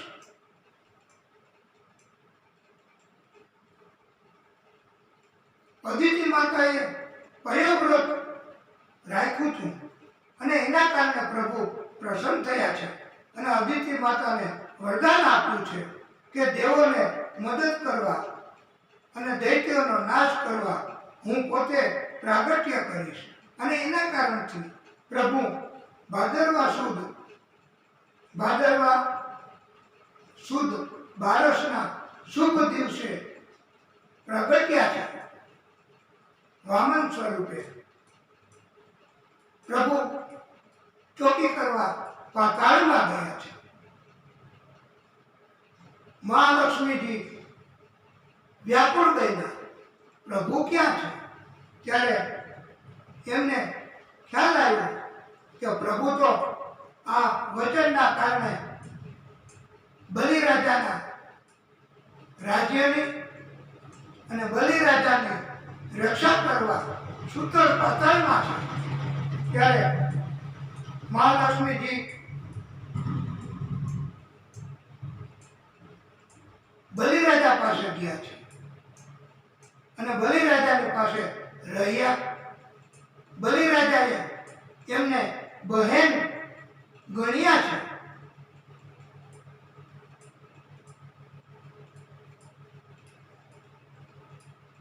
મહાલક્ષ્મીજીએ તો બલિરાજાને રક્ષા બાંધી અને કહ્યું કે તમારું રક્ષણ આ રક્ષા બાંધી છે એના કારણથી થશે અને તમારા આખા રાજ્યનું રક્ષણ પણ આ રક્ષા બાંધી છે એના કારણથી થશે. આટલું બધી પ્રશંસા બહેનની જોઈ એટલે બલિરાજાએ કહ્યું તમારે જે વરદાન જોઈએ તે તમે માંગી લો. ત્યારે મહાલક્ષ્મીજીએ ચોકી કરે છે એ પહેરેદાર એમની માગણી કરી અને કહ્યું કે એ ચોકીદાર નથી પણ અમારા પંથ અમારા પતિ છે, એમને લેવા માટે હું અહીંયા પધારી છું અને હવે તમારે તમારી કે તમારા સૂતળ પાતાળની રક્ષા કરવાની જરૂર નથી રહેતી, એટલે તમે હવે મને સોંપી દો. અને લક્ષ્મીજી તથા વિષ્ણુ પરમાત્માએ પ્રાગટ્ય કર્યું, બલિરાજાને દર્શન આપ્યા તથા એવું પણ પરમાત્મા શ્રી હરિએ કહ્યું કે ભલે રક્ષણની જરૂર નથી પણ એમ છતાંય અમે ત્રણેય ભગવાન વારાફરતી 4 મહિના તમારી પાસે સૂતળ પાતાળમાં રહેવા આવીશું અને એના કારણથી વિશેષ સલામતી તથા રક્ષણ પ્રાપ્ત થશે. પ્રભુએ પોતે કોઈ દૈત્યનું મૃત્યુ કર્યું હોય અને અવતાર ન લેવો લીધો હોય એવું ક્યારેય બન્યું છે? એવું રાજા પરીક્ષિતે સુખદેવ પ્રભુને પ્રશ્ન પૂછ્યો છે. ત્યારે સુખદેવ પ્રભુ કહે છે કે પ્રભુ એ પોતે એકવાર એમના મહાલક્ષ્મીજી સાથેના વિનોદના કારણથી અશ્વનું મુખ ધારણ કરવું પડ્યું છે. પ્રભુનું મુખ ઘોડાનું થઈ ગયું અને પ્રભુ તો પછી ચાલવા નીકળી ગયા. અને હયગ્રીવ નામનો દૈત્ય હતો, એમણે બધું જ બધા દેવોનું અને સ્વર્ગનું લૂંટી લીધું. બ્રહ્માજી પાસેથી વેદો પણ લૂંટી લીધા હતા. અને આ હયગ્રીવે એવું માગ્યું હતું વરદાન કે આ વરદાન એવું માગ્યું કે મારા જેવું મોઢું હોય એનાથી જ મારું મૃત્યુ થાય, એના સિવાય કોઈથી ન થાય. એટલે એને એમ હતું કે હું અશ્વનું મુખ ધારણ કરું છું અને મારી પાસે તો એટલું બળ છે, એટલે મને કોઈ મારી નહીં શકે. એટલે વેદો પણ એમણે લૂંટી લીધા છે. અને આવું વરદાન હયગ્રીવ નામના દૈત્યએ મહાલક્ષ્મી માતાનું તપ કરીને પ્રાપ્ત કરેલું. આથી પ્રભુ એ અશ્વનું મુખ ધારણ કરવું પડ્યું છે, કારણ કે એવું વરદાન આ હયગ્રીવે માગ્યું હતું. અને એ વરદાનના કારણથી પ્રભુએ આ દૈત્યની પાસે પહોંચ્યા અને જોયું તો હયગ્રીવને થયું કે હવે મારું મૃત્યુ થશે, કારણ કે આ અશ્વ મારા જેવું મોઢું એમનું છે. અને પછી એમનું મૃત્યુ થયું છે. અને વેદો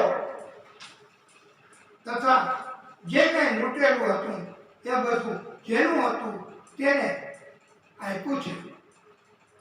અને વેદો બ્રહ્માજીને પાછા આપી દીધા છે. આમ વિષ્ણુ પરમાત્માએ પોતે અવતાર ધારણ કર્યા વગર અશ્વનું મોઢું ધારણ કરી અને હયગ્રીવ નામના દૈત્યનો પણ નાશ કર્યો છે. અને આવી રીતે બધાનું હિત થાય તેવા કાર્યો કર્યા છે.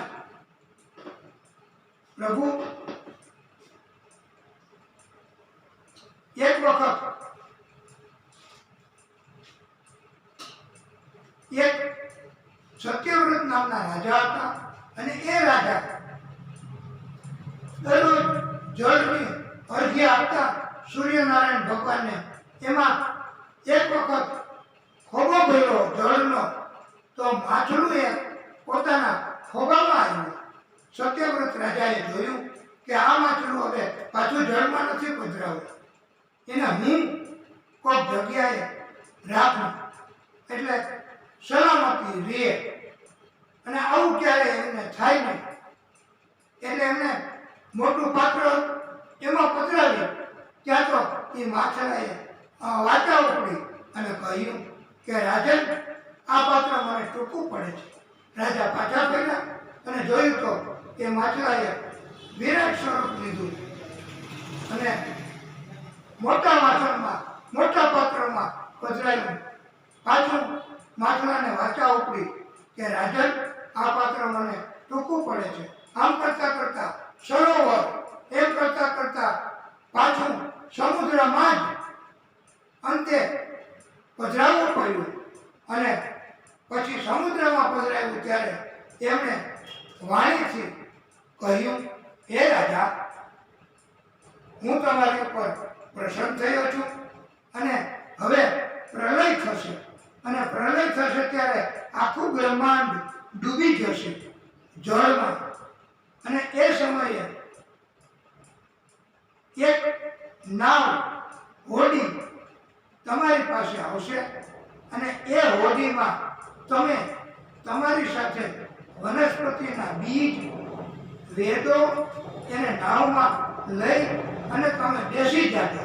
અને એ નાવને વાસુકી નાગની સાથે બાંધી દેજો. એટલે એ નાવ જળમાં એમ તેમ ફર્યા કરશે પણ ડૂબશે નહીં. આમ વચન આપ્યું અને પ્રલયમાં રક્ષણ માટે વેદ અને રાજા એમનું રક્ષણ કર્યું છે અને એનો રસ્તો બતાવ્યો છે. આ પ્રભુ વિષ્ણુ પરમાત્માએ પણ પોતે જ પ્રાગટ્ય કર્યું છે. એને મત્સ્ય અવતાર કહેવામાં આવે છે. બોલીએ મત્સ્ય સ્વરૂપ ભગવાન વિષ્ણુ પરમાત્મા કી. અને એવો બોધ આપ્યો છે કે વાસના, મોહ, માયા એને એવા દૂષણો છે કે એ દૂષણો નર્તકી જેવા છે. આપણને બધાને નચાવે જ છે, નચાવે જ છે. કોઈ લાભ થતો નથી, ઉલટાનું નુકસાન જ થાય છે. એને નર્તકી છે એ આપણને ગમે તેમ નચાવે, આપણને એનામાં મોહ થાય, વાસના જાગે અને માયા થાય. પછી તો એવું જ કરે. પણ એનાથી ઉપાનો બચાવ, એમાંથી બચાવ કરવા માટેનો રસ્તો એ માત્ર ને માત્ર એમ કહેવામાં આવ્યું છે કે એનું ઊંધું કરી નાખો. નર્તકી એનું ઊંધું કરી નાખો તો એ જ એનો બચાવ નો ઉપાય. એટલે કીર્તન. અને કીર્તન છે એ ઘણી રીતે થઈ શકે છે. સ્મરણ કીર્તન, નામ કીર્તન, ગુણ કીર્તન,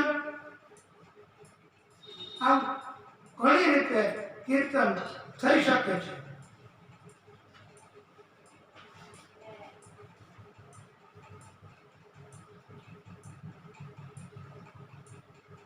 અને પરમાત્મા તરફ જ્યાં સુધી પ્રેમ નહીં જાગે ત્યાં સુધી આપણે કથા એની અસર ઓછી છે એમ માનવાનું છે.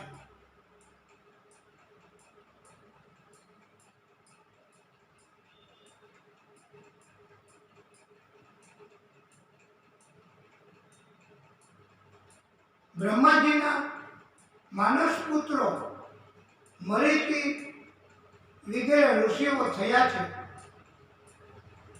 મરીચી ઋષિના પુત્ર કશ્યપ અને એ સમયે માનસ પુત્રો એટલે મનના સંકલ્પથી ઉત્પન્ન થાય એવા પુત્રો એટલે માનસ પુત્રો કહેવાય છે. પેલા બ્રહ્માજી મનના સંકલ્પથી સંતાનો ઉત્પન્ન કરતા.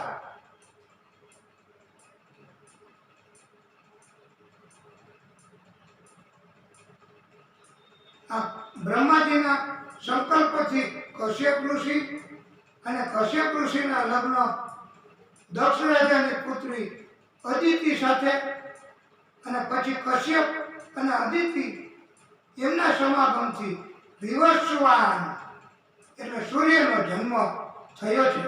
આ વિવસ્વાન સૂર્ય એના લગ્ન સંજ્ઞા સાથે. આથી એ બંનેના સમાગમથી શ્રાદ્ધદેવ મનુ એમનો જન્મ થયો છે. પછી શ્રાદ્ધદેવ મનુના લગ્ન શ્રદ્ધા સાથે થયા અને એ બંનેના સમાગમથી ઇક્ષ્વાકુ, નૃગ, શ્રેયાતિ, ધ્રુત, દ્રષ્ટિ, કરુપિક, નારીશયંત, પૃષદન, નભગ અને કવિ એમ 10 પુત્રો થયા છે.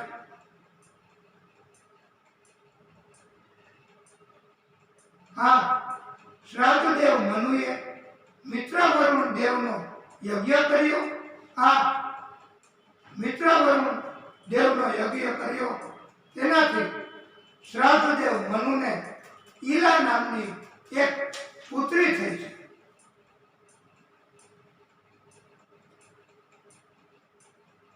આ ઈલા સ્ત્રી હતી પણ વરદાનના કારણથી એ પુરુષ બની. હવે પુરુષ થઈ એટલે ઈલાને સુધુમ્ન નામનો પુરુષ એમને લઈ ગયો અંબિકાવનમાં. અને અંબિકાવનમાં આ સ્ત્રી બની હતી એ ઈલા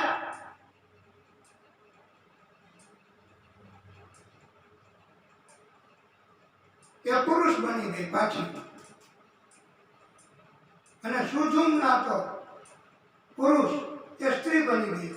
કારણ કે અંબિકાવનમાં એવો પ્રભાવ હતો કે નારી હોય નર હોય એ નારી બની જાય છે, અને ઘોડો હતો એ ઘોડી બની ગયો. અને પુરુરવાનો જન્મ આ ઈલા પાછી સ્ત્રી બની એટલે. અને એ ઈલા અને પુરુષ બુદ્ધ એના સમાગમથી પુરુરવાનો જન્મ થયો છે.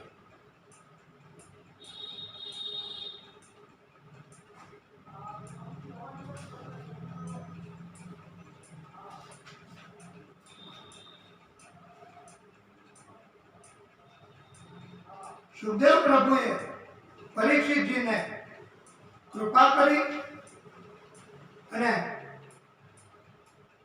ઘણા પરાક્રમી એવા રાજાની કથાઓ કહી છે. એક મનુ ભગવાનના પુત્ર શરિયાથી એ મહાન રાજા હતા, અર્થતંત્રના જાણકાર હતા, અને એને કમળ નેત્ર વાળી કન્યા હતી. એ કન્યાનું નામ સુકન્યા રાખ્યું છે. શરિયાતી રાજા આ સુકન્યાને ચ્યવન ઋષિના આશ્રમમાં લાવ્યા છે. અને આશ્રમમાં એક રાફડો દેખાયો આ કન્યાને. એમાં બે ચળકતા પદાર્થો દેખાયા. એમાં એ કંઈક કાંટા જેવું લઈ અને એમાં ભોંક્યું તો એ ચળકતા પદાર્થોમાંથી લોહી નીકળ્યું. આ ચળકતા પદાર્થો એ આંખો હતી. ચ્યવન ઋષિ તપ કરતા હતા, અને ત્યાર પછી ચ્યવન ઋષિને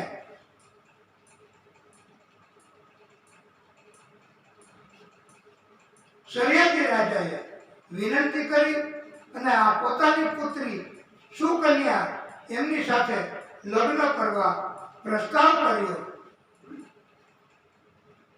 વિધિપૂર્વક લગ્ન કર્યા.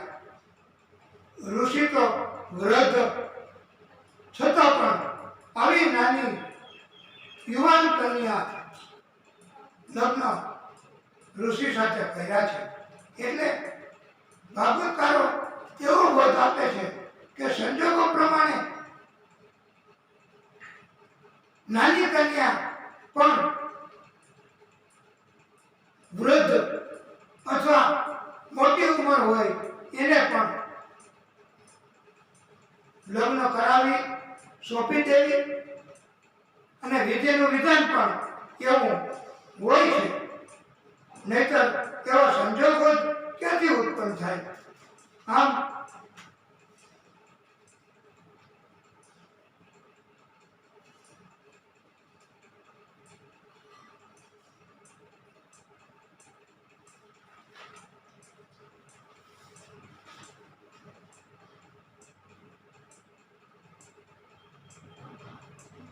સુખદેવ પ્રભુએ પરીક્ષિતજીને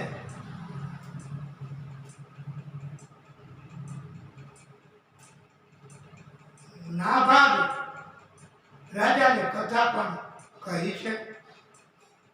એ નાભાગ એના પિતા નભગ એ મહાન ઋષિ હતા.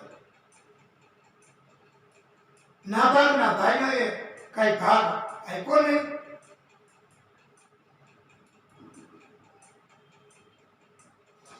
મિલકતો વેચી લીધી અંદરો અંદર, અને પછી કહ્યું કે આ પિતા એ મિલકત છે, એ તને આપીએ છીએ, જા. એમ કરીને નભગ પિતા હતા, એમની સાથે આ નાબાબને રહેવું પડ્યું. અને પિતાએ એકવાર કહ્યું કે અંગીરા ગોત્રના બ્રાહ્મણો યજ્ઞ કરે છે અને છઠ્ઠા દિવસે મૂંઝાય છે. આથી હે નાભાગ, તું કે જા તથા છઠ્ઠા દિવસે એ બ્રાહ્મણોને વૈષ્ણવ દેવ સંબંધી 2 શ્લોક શીખવ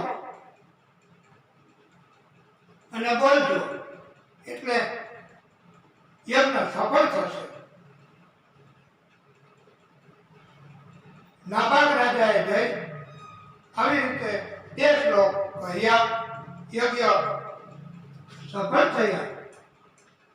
યજ્ઞમાં જે કંઈ હતું એ બધું ત્યાંથી લઈ લેવા માટે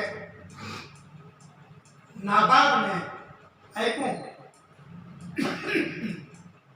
નાબાગ લેવા તૈયારી કરતા હતા ત્યારે રુદ્ર દેવ કાળો પુરુષ ત્યાં પ્રગટ થયા. એમણે કહ્યું કે યજ્ઞની જગ્યાએ જે કંઈ વધે તે મારે રાખવાનું હોય છે, અને બંને સંમતિથી આ તકરાર એનો નિર્ણય કરવાનો નભગ રાજાને સોંપ્યો. નભગ રાજાએ તટસ્થ નિર્ણય કર્યો. એના પુત્ર નાભાગની ફેવરમાં નિર્ણય ન કર્યો, અને ખરેખર રુદ્રદેવને જ અધિકાર હોવાથી કહ્યું કે રુદ્રદેવનો જ અધિકાર છે, આપણાથી આ નહીં લેવાય. ત્યારે રુદ્રદેવ પ્રસન્ન થયા કે આવો તમે તટસ્થ નિર્ણય કરી શકો છો, તમારા પુત્રની તરફેણમાં ન કર્યું. ત્યારે રુદ્રદેવે એ બધું જ નાભાગને આપ્યું તથા આશીર્વાદ આપ્યા. સનાતન બ્રહ્મરૂપ એવું જ્ઞાન પણ આપ્યું છે.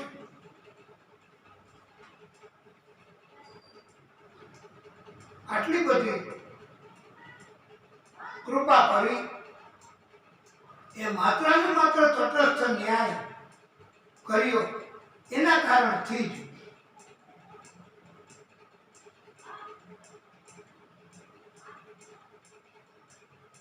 સુખદેવ પ્રભુ કહે છે કે હે રાજન, અંબરીશ નામના રાજા એ મહાન પરાક્રમી,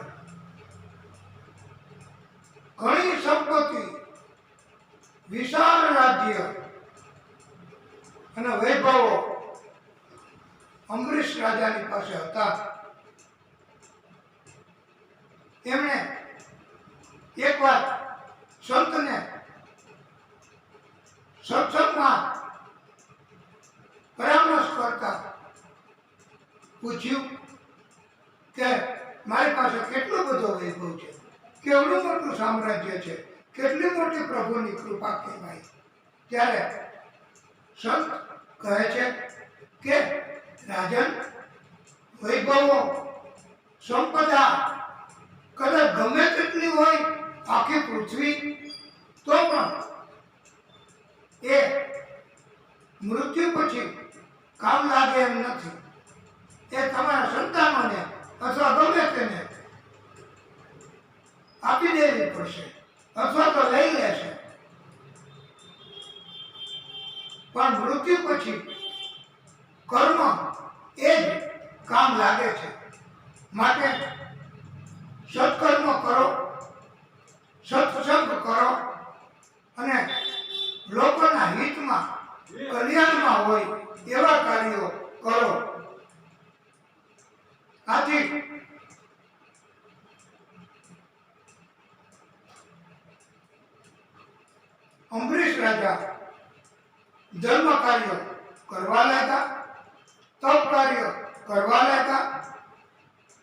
મૃત્યુ બાદ સદગતિ મળે એ માટે દાન કર્યા. વિષ્ણુ પરમાત્મા શ્રી હરિ પ્રસન્ન થયા.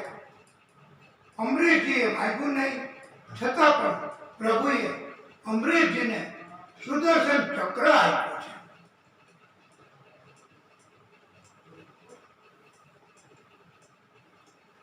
કારણ કે પ્રભુને ભવિષ્યમાં ભક્તોને શું જરૂર પડશે એની તકેદારી રાખે છે અને બચાવ માટે ઇંતજામ અત્યારથી જ કરે છે.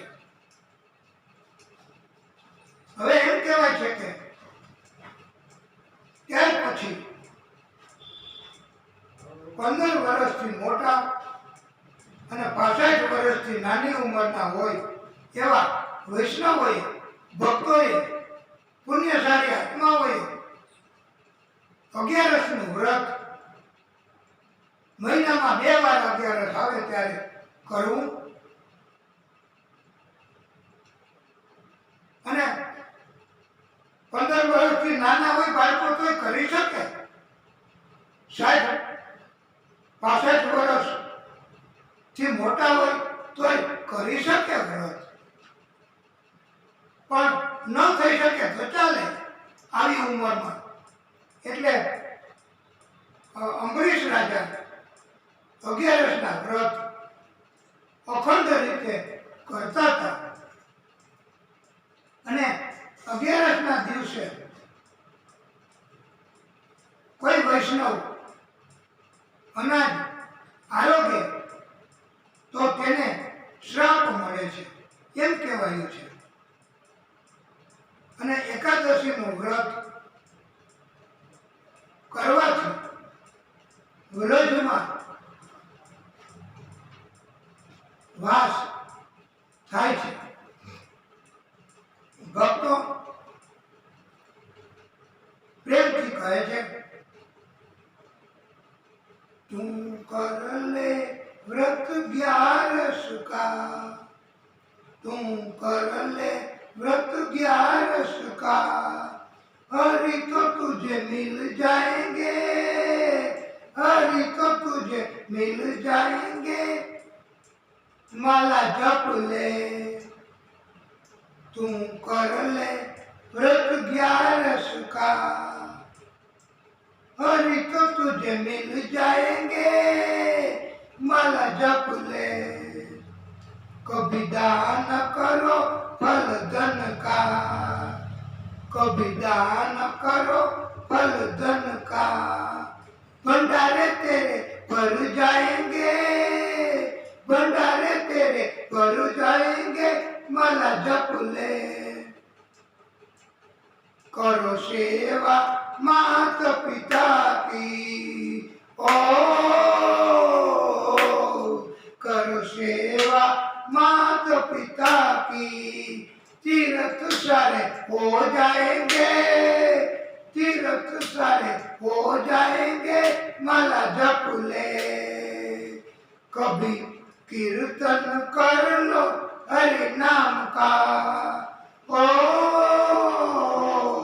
कभी कीर्तन कर लो हरि नाम का,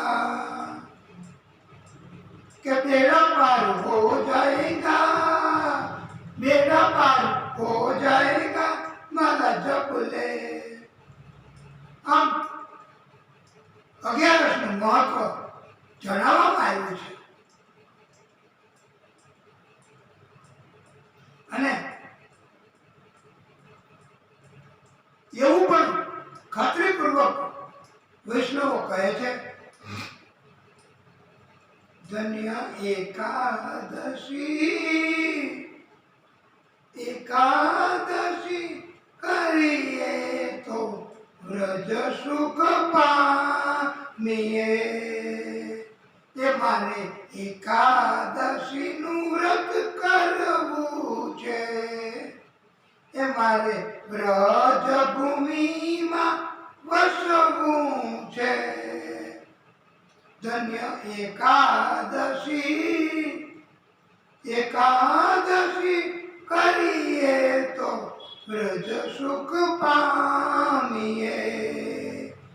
એ મારે દ્વારિકાપુરીમાં જાવું છે, મારે ગોમતીજીમાં નાવું છે, એ મારે રણ છોડરાય નિરખવા છે, ધન્ય એકાદશી કરીએ તો પ્રજ સુખ પામીએ. વ્રત એનો પાલના કરવાનો સમય થયો. અમરીશ રાજાને ત્યાં દુર્વાસા ઋષિ પધાર્યા. ઋષિ અને પાછા બ્રાહ્મણ સાથે પારણા કરવા વિનંતી કરી અમરીશ રાજાએ. ત્યારે દુર્વાસાજીએ કહ્યું કે હું યમુનાજીમાં સ્નાન કરીને આવું. એ રાજા, તમે મારી રાહ જોજો, સાથે પારણા કરીશું. ત્યારે યમુનાજીમાં સ્નાન કરવા ગયા અને દુર્વાસા ઋષિને તો સમાધિ લાગી ગઈ. સમયનું ભાન ન રહ્યું. અમરીશ રાજાને તો હવે પારણા ન કરે તો વ્રત ફેલ જાય, અને પારણા કરે તો દુર્વાસાજીનો ગુસ્સો થાય. ભોજન લઈ લે તો સાથે ભોજન લેવાની ખાતરી આપી છે. આથી વચ્ચેનો રસ્તો પ્રભુની કૃપાથી અમરીશજીએ લીધો અને પારણા થઈ ગયા કહેવાય, અને ભોજન ન કર્યું કહેવાય. થોડા જવ, એને ધાન કહેવાય છે જવ નામનું, અને એ થોડા આરોગ્ય લીધા, બસ. પછી એ પારણા થઈ ગયા કહેવાય.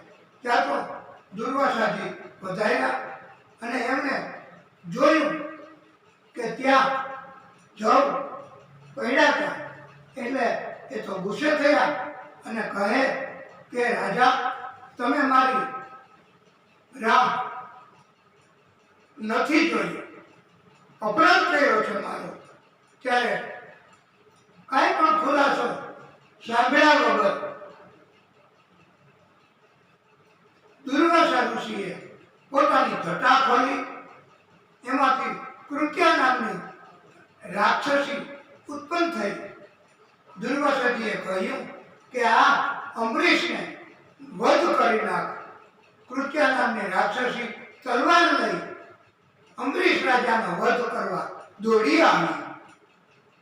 હવે અમરીશ રાજાને થયું કે આ તીક્ષ્ણ હથિયારથી મને મારી નાખશે અને મને તીક્ષ્ણ હથિયારથી મૃત્યુ થશે, એવો અમરીશ રાજાને ભય ઉભો થયો. એટલે પોતાના સ્વ બચાવ માટે તીક્ષ્ણ હથિયારનો ઉપયોગ કરવાનો અમરીશ રાજાને અધિકાર પ્રાપ્ત થયો, અને એમને પણ સુદર્શન ચક્ર છોડ્યું. કૃત્યા નામની રાક્ષસી એ સુદર્શન ચક્રના તેજ એના કારણથી બળી ગઈ. હવે ચક્ર દુર્વાસા ઋષિ એની પાછળ પડ્યું છે. અને ત્યારે ઋષિ આગળ જાય છે અને પછી કોઈએ ઋષિને સહારો નથી આપ્યો. અંતે એવું કહેવામાં આવ્યું છે કે જેને આ ચક્ર છોડ્યું છે એ જ આ ચક્રને પાછું વાળી શકશે. માટે તમે તેમની પાસે જાઓ. રાજા દુર્વાસા ઋષિ તો અમરીશજી પાસે આવ્યા છે અને માફી માંગી છે, અને અમરીશજીએ પોતાનો રાજધર્મ નિભાવવા, અને ઋષિ બ્રાહ્મણ છે એટલે એમની સાથે માફી આપી અને બંને સાથે ભોજન કર્યું અને પારણા કર્યા છે.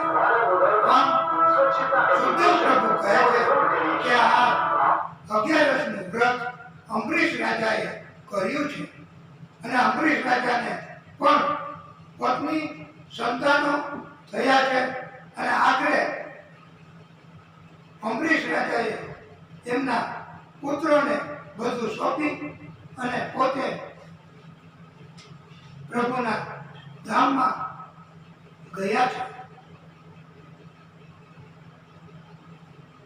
સુખદેવ પ્રભુએ ઈશ્વરકુ ની કથા પણ પરીક્ષિતજીને સંભળાવી છે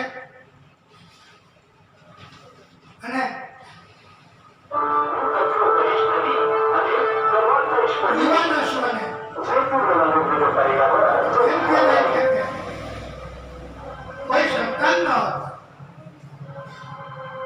પણ 100 સ્ત્રીઓ હતી.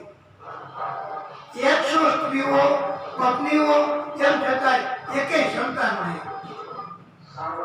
અને આપણે તો એક જ સ્ત્રી હોય અને સંતાન વિલંબ થાય તો આપણે ચિંતિત બનતા હોઈએ છીએ. આ તો પ્રભુની લીલા છે. ભાગવતકારો કહે છે કે પ્રભુ માટે બધું શક્ય છે. Nothing is impossible for Lord Vishnu or God Krishna. એટલે એમ કહેવામાં આવ્યું છે કે આ યુવાનશ્વ રાજા જંગલમાં ગયો. ત્યાં એકવાર એમની સ્ત્રીઓ પણ હતી સેવામાં અને મંત્ર કરેલું પાણી હતું એ ભૂલથી પી લીધું. પૂજાનું પાણી, મંત્રનું પાણી, અને એમને ગર્ભ રહ્યો, પુરુષને ગર્ભ. આ પ્રભુ પણ કેવા છે એ કોઈ ઓળખી ન શકે, એની લીલાને કોઈ જાણી ન શકે. અને પ્રભુએ કીધું કે મારે સ્ત્રીની જરૂર નથી સંતાન આપવા માટે. અને પછી જમણું પડખું ચીરી અને એમાંથી બાળક નીકળ્યું છે અને એમને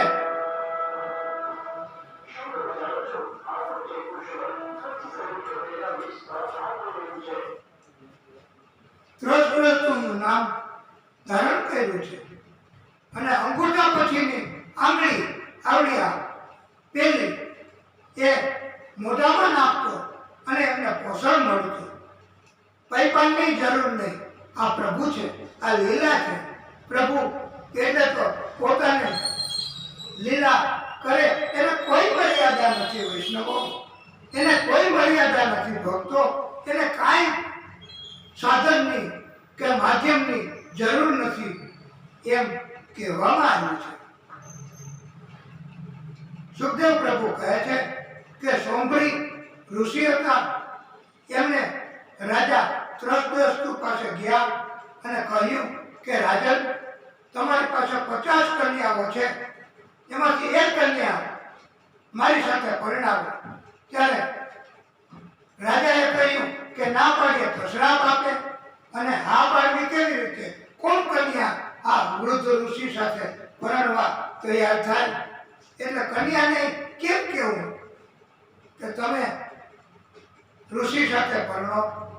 એટલે રાજાએ કહ્યું સ્વયંવરનું આયોજન કરી અને આપને જે કન્યા પસંદ કરશે તેમની સાથે આપના લગ્ન કરાવી દઈશ.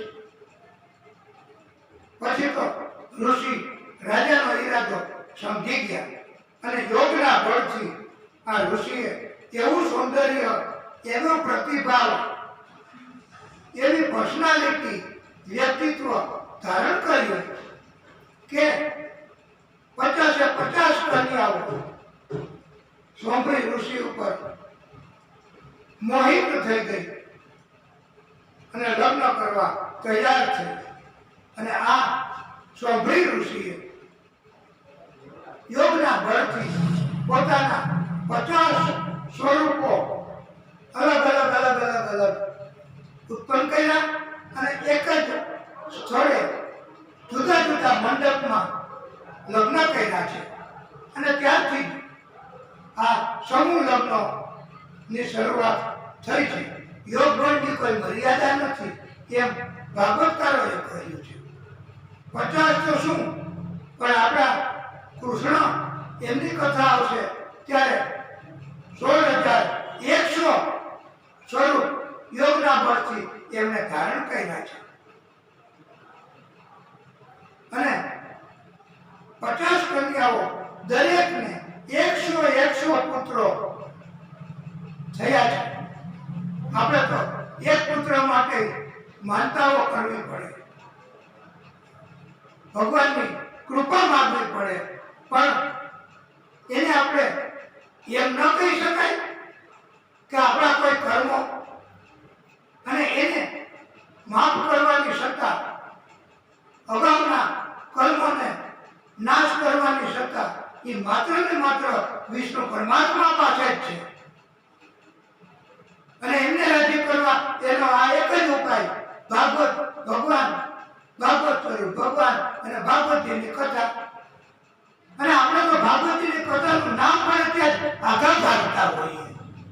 હવે જુઓ તો ખરા, તો આને આપણે ન સમજી શકાય કે આ પણ આપણી ઉપરની એક એમની અપકૃપા તો કહેવાય જો.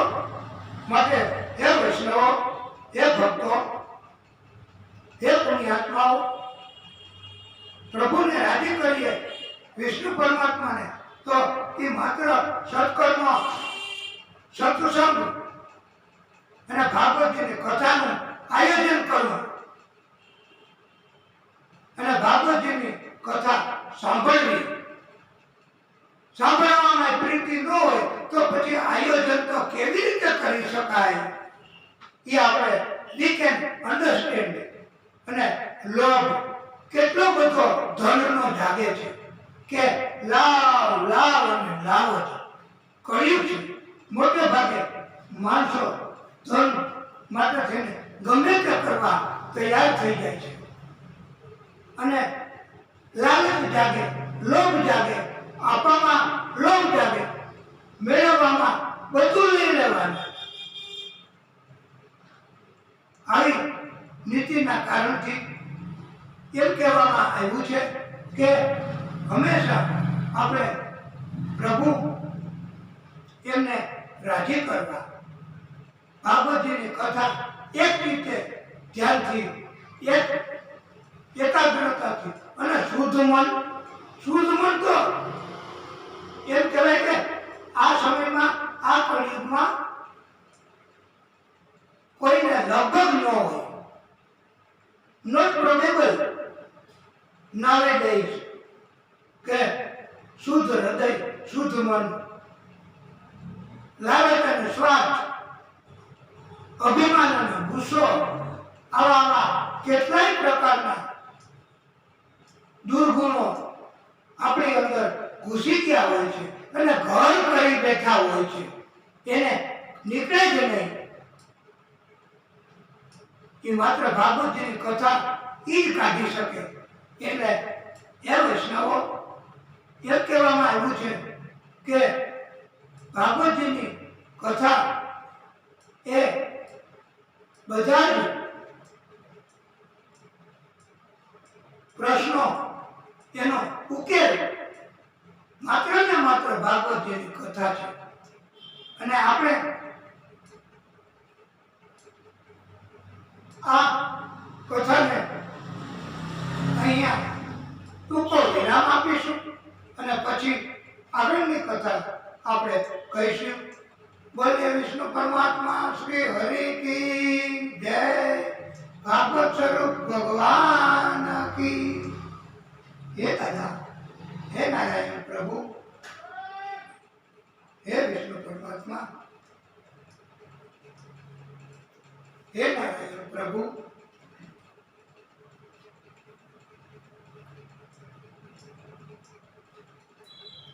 कभी दान करो फल धन का, कभी दान करो फल धन का. हे भागवत भगवान, हे विष्णु परमात्मा, हे दादा, आपनी कृपा जोशे प्रभु. हे विष्णु परमात्मा, हरि तो तुझे मिल जाएंगे,